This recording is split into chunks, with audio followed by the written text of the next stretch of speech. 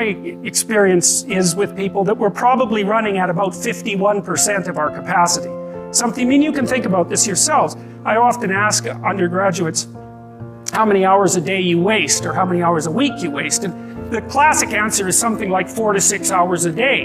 Inefficient studying, watching things on YouTube that not only do you not want to watch, that you don't even care about, that make you feel horrible about watching after you're done. That's probably 4 hours right there. You think, well, that's 25 hours a week. It's 100 hours a month. That's 2.5 full work weeks. It's half a year of work weeks per year.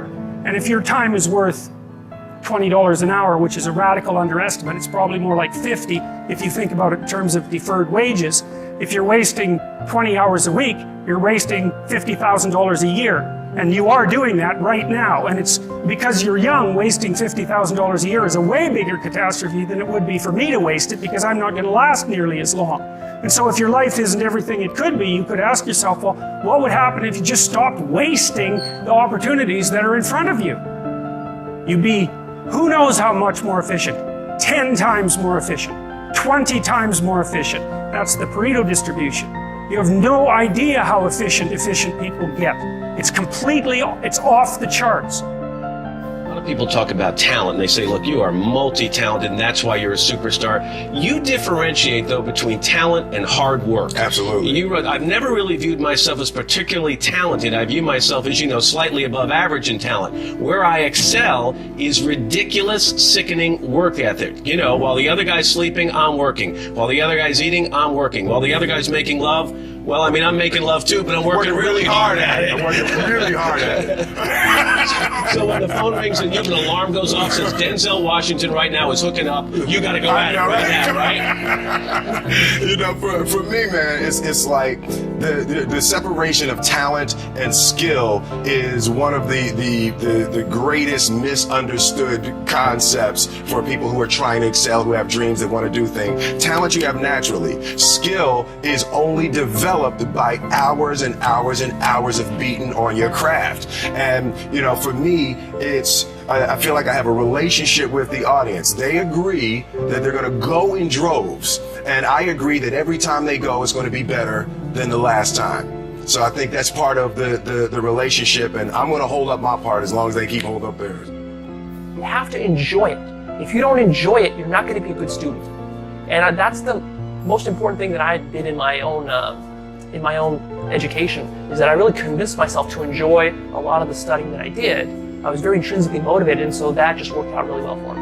And then I took this principle of repetition. And when I saw that, oh man, I can literally program anything I want into my mind, it's just so dumb. It's so simple the way that it works. There's nothing fancy behind it. There's no magic behind it. Then I'm like, oh damn, I have all the tools I need to learn whatever I want. And at that point, it just becomes a matter of discipline and practice. Discipline and practice. Discipline and practice. Decide, commit, and resolve. Some of you, in the past, you've gotten momentum, you've gotten passionate, you've even made a decision, but a decision is the first step.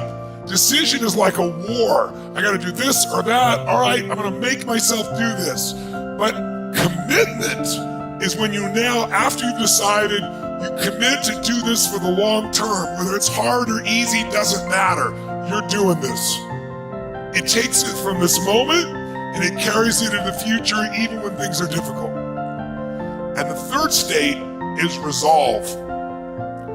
Resolve means it's done.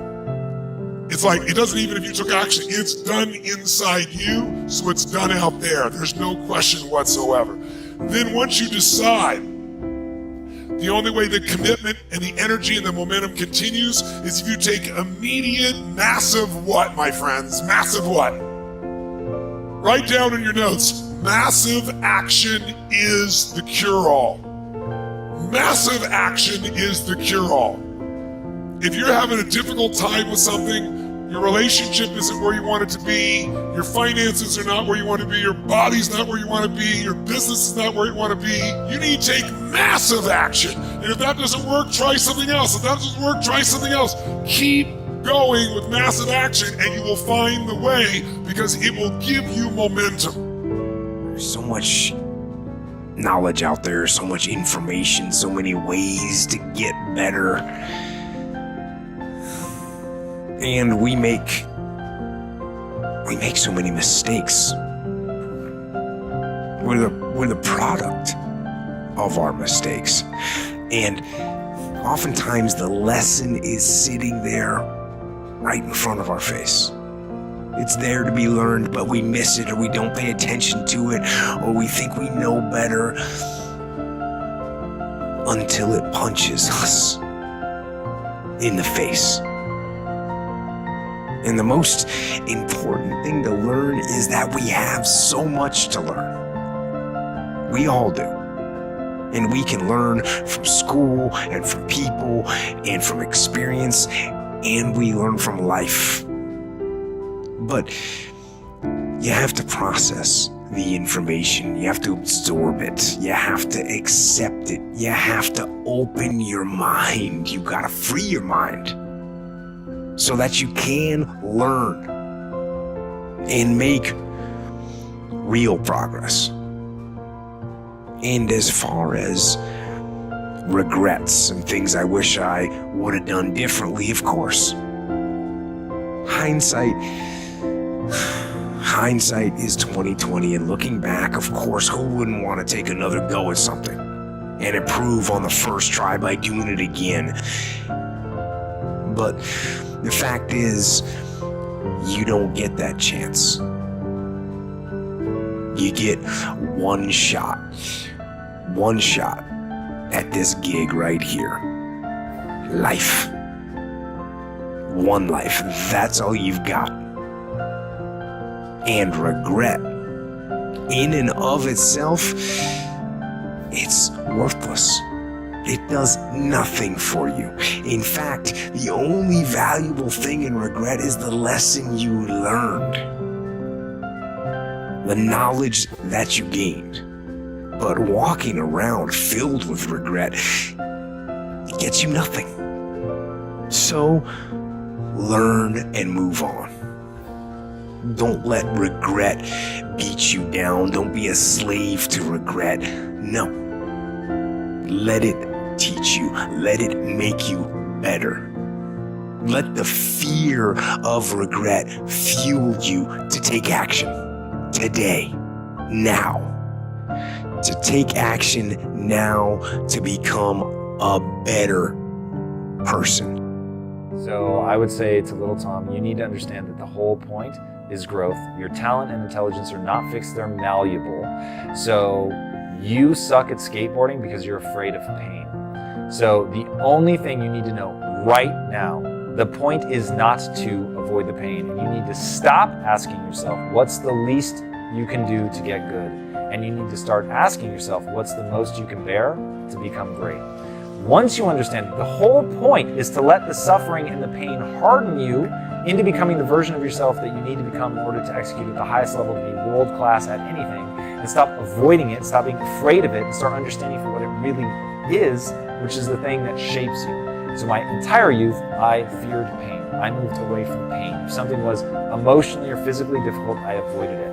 And I remember being in the gym one day and going, will you stop asking, like, what's the least you need to do to consider it a full week workout? Because it was like, could I stop now? Could I stop now? Could I stop now? And I was like, do you want the muscles, or do you want to like put on a show that you showed up? Like, you showed up, right? Like, because the muscles demand what the muscles demand. Like, you have to break them down, you have to push, you have to do more. Like, so it is purely a question of how much you're willing to bear, because there's never going to be enough. You could have always done more. I think the greatest tragedy of mankind is people holding on to wrong opinions that could so easily be rectified, and that's doing them harm because they're making wrong decisions. So how do you collectively do that? Well, the answer is by everybody seeing everything and seeing how others see, they begin to gain those perspectives. They also get an appreciation for the other way of seeing.